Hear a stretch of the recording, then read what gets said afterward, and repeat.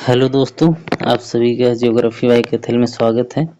आज हम लोग देखते हैं भारतीय संविधान, जिसमें राष्ट्रीय आंदोलन एवं संवैधानिक विकास है।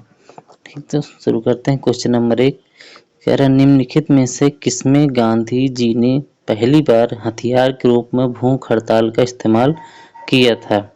असहयोग आंदोलन, रॉलेट एक्ट, अहमदाबाद कारखाने की हड़ताल या बारदोली सत्याग्रह? तुम्हारा कौन सा सही हो जाएगा? ऑप्शन सी, अहमदाबाद कारखाने की हड़ताल में। अहमदाबाद कब हुआ था? 1918 ईस्वी में मिल मालिकों और मजदूरों में प्लेग बोनस को लेकर विवाद था। तो गांधी जी के 3 दिन के अनशन के बाद ये सब सफल हुआ था। तो भूख हड़ताल यहीं से शुरू हुई थी। क्वेश्चन नंबर 2 कह रहा, निम्नलिखित में से किसने तीनों गोल में सम्मेलन में भाग लिया था? B R Ambedkar, Sardar Patel, M K Gandhi या जवाहरलाल नेहरू? किसने लिया था? बी आर अम्बेडकर महोदय ने।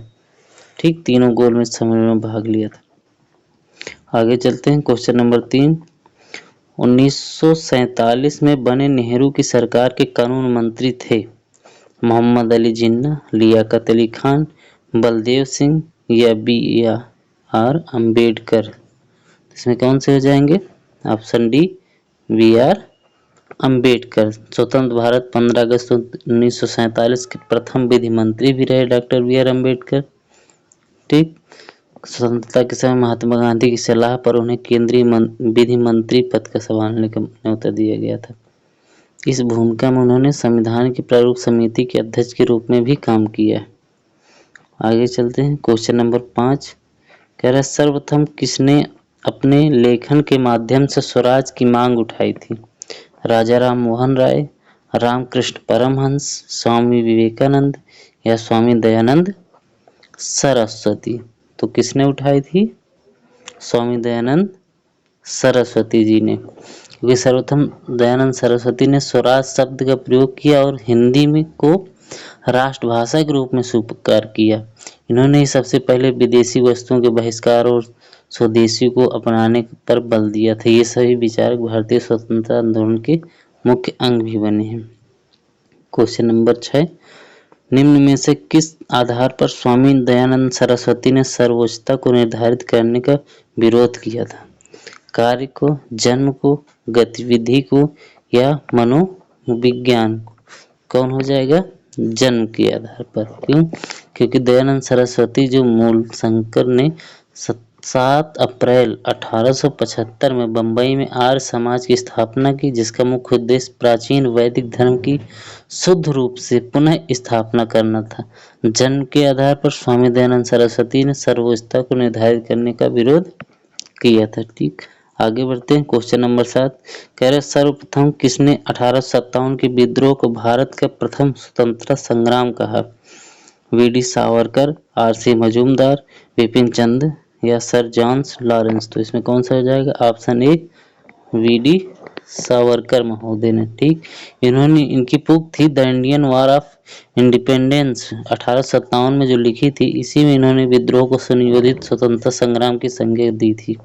ठीक, इन्होंने इस स्वतंत्रता की पहली लड़ाई कहा था 1857 की क्रांति को। आगे देखते हैं। क्वेश्चन नंबर 8 क्या कह रहा है? निम्न में से कानून द्वारा ईस्ट इंडिया कंपनी से सत्ता ब्रिटिश साम्राज्य को हस्तांतरित कर दी गई कब?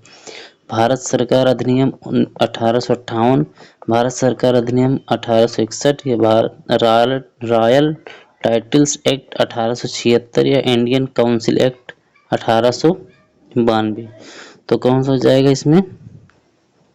भारत सरकार अधिनियम 1858, पहला ही ऑप्शन सही हो जाएगा इसमें। ठीक, इसी में ही गवर्नर जनरल के पदनाम को बदलकर भारत का वायसराय कर दिया गया था, जो ब्रिटिश ताज का प्रत्यक्ष प्रतिनिधि बन गया। लॉर्ड कैनिंग भारत के प्रथम वायसराय भी बने थे। क्वेश्चन आगे देखते हैं। सावरकर जुड़े थे भारतीय राष्ट्रीय कांग्रेस से, स्वतंत्र लेबर पार्टी से या हिंदू महासभा से या कोई नहीं? तो किससे थे? ऑप्शन सी, हिंदू महासभा सभा से जुड़े हुए थे, क्योंकि विनायक दामोदर सावरकर भारतीय स्वतंत्रता आंदोलन के प्रखर राष्ट्रवादी नेता थे। इस वजह से ज़्यादातर हिंदू महासभा से ही जुड़े हुए थे। आगे देखते हैं क्वेश्चन नंबर 10। भारत में प्रतिनिधि सरकार की नींव किस अधिनियम द्वारा पड़ी? भारतीय परिषद अधिनियम 1892, भारत सरकार अधिनियम 1935, भारतीय परिषद अधिनियम 1961 या सुधार अधिनियम 1909। तो कब पड़ी थी? भारतीय परिषद अधिनियम 1861 में। ठीक, क्योंकि भारतीय परिषद 61 में भारतीय प्रतिनिधियों को प्रारंभ किया गया। इसके द्वारा ही सर्वप्रथम भारतीयों को शासन में सम्मिलित किया गया था। ठीक, आगे बढ़ते हैं क्वेश्चन नंबर 11। कह रहा है जब वर्नाकुलर प्रेस एक्ट पारित किया गया तब भारत का गवर्नर जनरल कौन था? Lord Curzon, Lord Macaulay, Lord Irwin या लॉर्ड लिटन? तो कौन था? लॉर्ड रिटन था उस समय। ये उस 1882 में थे, वर्नाकुलर प्रेस एक्ट हुआ था जब। ठीक, आगे बढ़ते हैं क्वेश्चन नंबर 12। किसका काल भारतीय राष्ट्रवाद की बीजांकुरण काल कहा जाता है? बीजांकुरण काल कहा जाता है। Lord William Bentinck, lord Ripon, lord Lytton या लॉर्ड कर्जन? तो क्या हो जाएगा? Lord Lytton. क्यों? लॉर्ड लिटन 1876 से 1880 के बीच में थे। इनमें दमनकारी नीतियों ने भारतीयों को राष्ट्रीयकरण के लिए एकजुट होने के लिए प्रोत्साहित किया था। ठीक, क्वेश्चन नंबर 13।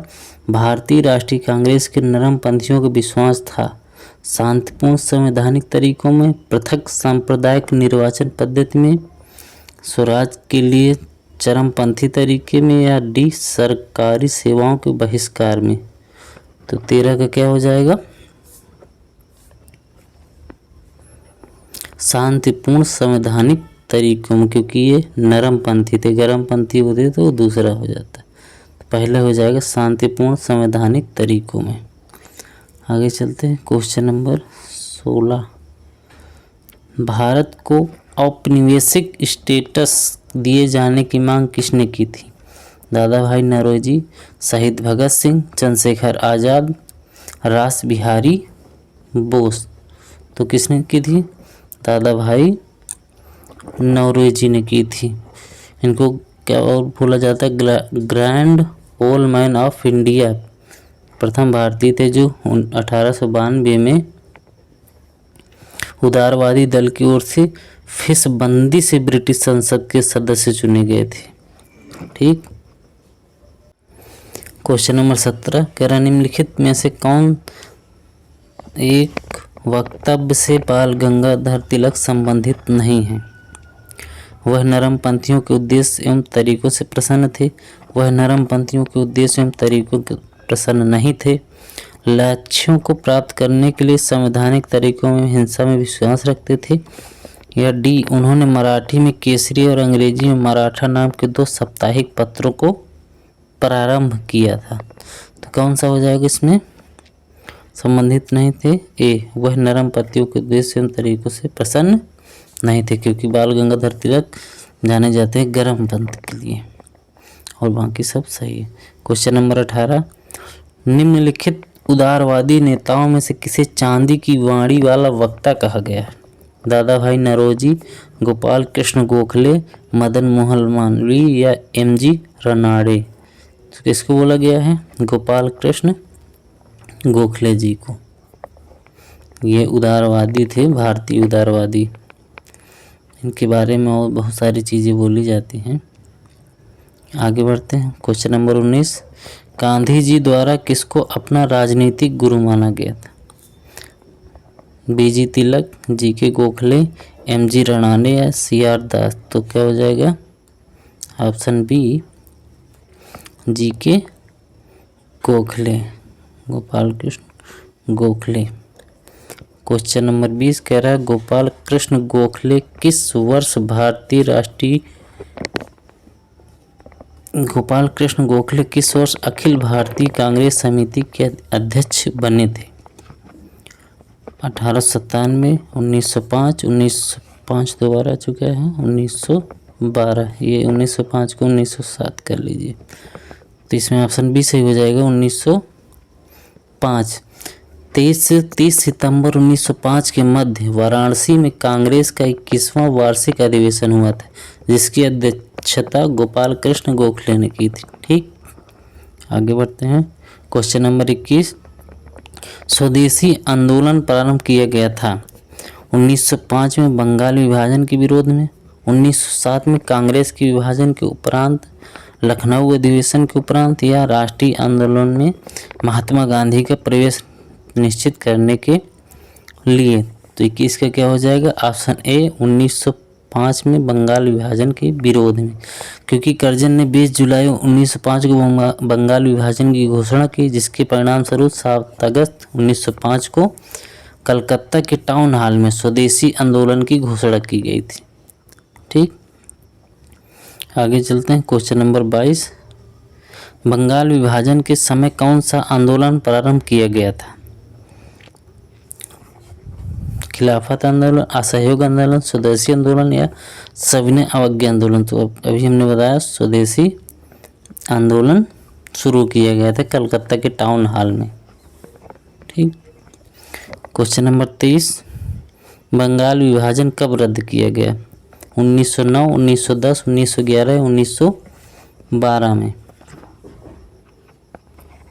तो कब रद्द किया गया था? 1911 में। दिसंबर 1911 में ब्रिटिश सम्राट जॉर्ज पंचम और महारानी मेरी के भारत आगमन पर उनके स्वागत हेतु दिल्ली में एक दरबार का आयोजन किया गया। दिल्ली दरबार में ही 12 दिसंबर 1911 को सम्राट ने बंगाल विभाजन को रद्द घोषित किया था।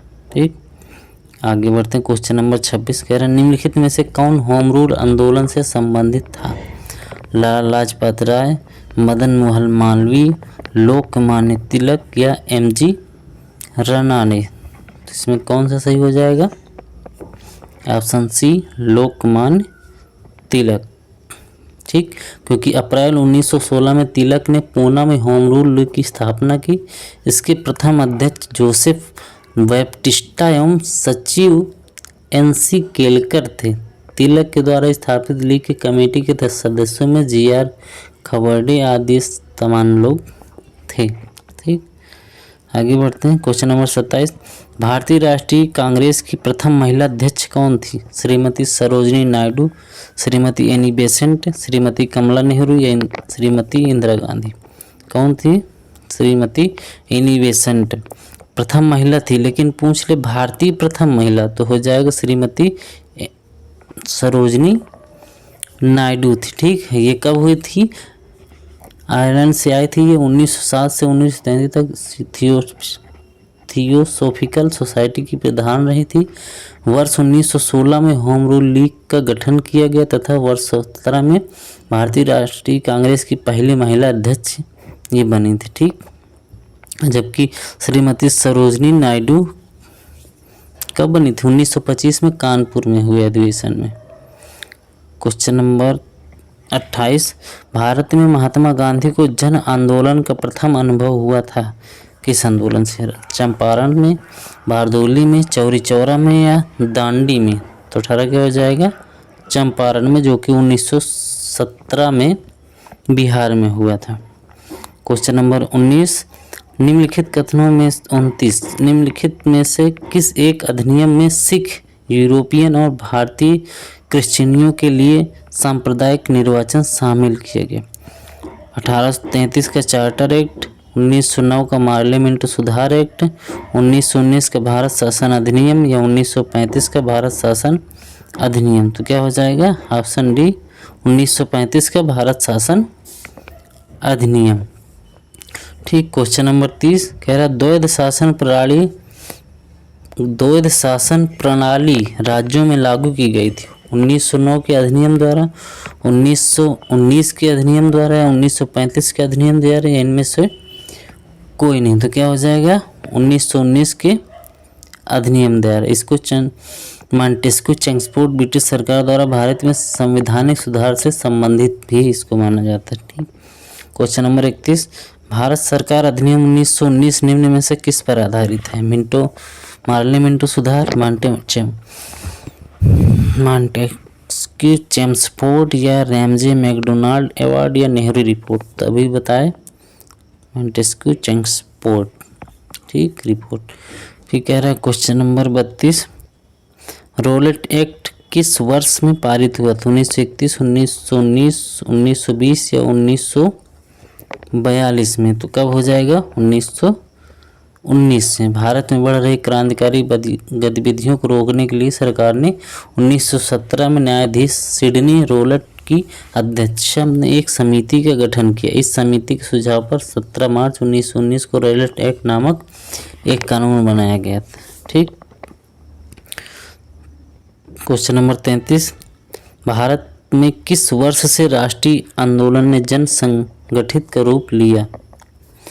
1857, 1885, 1914, 1919? तो कब से लिया?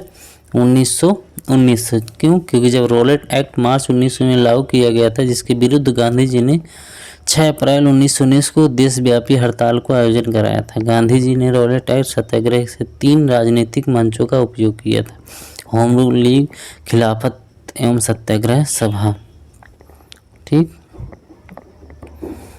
क्वेश्चन नंबर 34, खिलाफत आंदोलन का प्राथमिक उद्देश्य क्या था? तुर्की के खलीफा को समर्थन करना, भारतीय मुसलमानों की सद्भावना प्राप्त करना, भारतीय मुसलमानों को राष्ट्रीय आंदोलन की मुख्य धारा में लाना, भारत में हिंदू मुस्लिम एकता सुनिश्चित करना। कौन था? तुर्की के खलीफा के समर्थन प्रदान करना था, ठीक। क्वेश्चन नंबर 36, 1919 के जलियांवाला बाग की जांच के लिए जो समिति गठित की गई थी वह जानी जाती है: नेहरू समिति, प्रारूप समिति, हंटर समिति या मोदी मेन समिति? कौन सा हो जाएगा इसमें? ऑप्शन सी हो जाएगा, हंटर समिति। क्योंकि जलियांवाला बाग हत्याकांड 13 अप्रैल 1919 की जांच हेतु तो ब्रिटिश सरकार ने हंटर कमीशन का गठन किया था। कमीशन ने मार्च 1920 में अपनी रिपोर्ट प्रस्तुत की, जिसमें इस दुर्घटना के लिए सरकार को दोषी नहीं बताया गया था, ठीक। क्वेश्चन नंबर 37, असहयोग आंदोलन की निम्नलिखित प्रमुख विशेषताएं थी: नामित पदों से त्यागपत्र देना, विधायिका का बहिष्कार, न्यायालयों का बहिष्कार, सरकार के बकाया करों का भुगतान। नीचे दिए गए कूट में से सही उत्तर चुनिए: 1, 2, 4, 1, 2, 3, 1, 3, 4 या 2, 3, 4? तो इसमें कौन सा सही हो जाएगा? 1, 2, 3। बस इतने ही क्वेश्चन थे दोस्तों। आज का सेशन कैसा लगा ज़रूर बताइएगा। अच्छा लगा हो तो शेयर करिए, सब्सक्राइब करिए, लाइक करिए। जय हिंद।